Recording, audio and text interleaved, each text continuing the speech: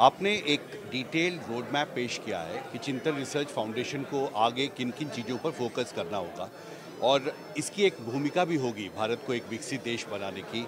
आपने 3 ऑब्जेक्टिव्स का मेंशन किया है, क्या क्या आपको लगता है प्राथमिकता होनी चाहिए चिंतन रिसर्च फाउंडेशन? तो जैसे हमने बताया हमारी स्पीच में 3 फंडामेंटल चीज़ें जो खास चिंतन रिसर्च फाउंडेशन ध्यान रखेगी और एविडेंस बेस और रिसर्च करेगी। वो एक है अपने जियोपॉलिटिकल इश्यूज़ है कंट्री के लिए, कहाँ पर अपने नेबर्स के साथ कैसे अपने रिलेशंस रहेंगे, ट्रेड में कैसे रहेंगे। Second on all the trade and economy के कैसे रहेगा। And third like we said on energy transition. ये 3-4 चीज़ों पे हमारा रिसर्च खास करके ध्यान देगा। और आपने कहा कि जो काम है उसको दिल्ली से बाहर ले जाना बहुत ज़रूरी है।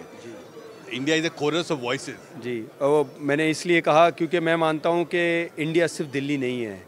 इंडिया रहती है अपने हार्टलैंड में, इंडिया रहती है रांची में, इंडिया रहती है भुवनेश्वर में, इंडिया रहती है नॉर्थ ईस्ट में, इंडिया रहती है सब जगह।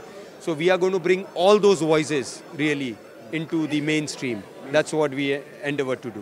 और आपने एक महत्वपूर्ण बात कही कि अदानी चेयरमैन सर के सोच के बारे में, विजन के बारे में, कि growth must not be measured just by numbers, it is also important that how many lives we have touched. तो इसको कैसे आगे बढ़ाना ज़रूरी है?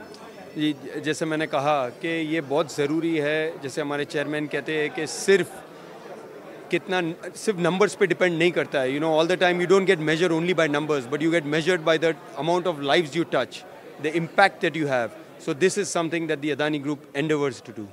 एक आखिरी सवाल, आपने प्रधानमंत्री का जो विजन है 2047 तक भारत को एक विकसित देश बनाने का, उसका भी आपने जिक्र किया है, उसको पर भी ध्यान देने की ज़रूरत है। क्या लगता है आपको सबसे बड़ा चैलेंज होगा भारत के सामने जब हम नेक्स्ट स्टेप लेंगे भारत को एक विकसित देश बनाने का, और क्या करना चाहिए सरकार को?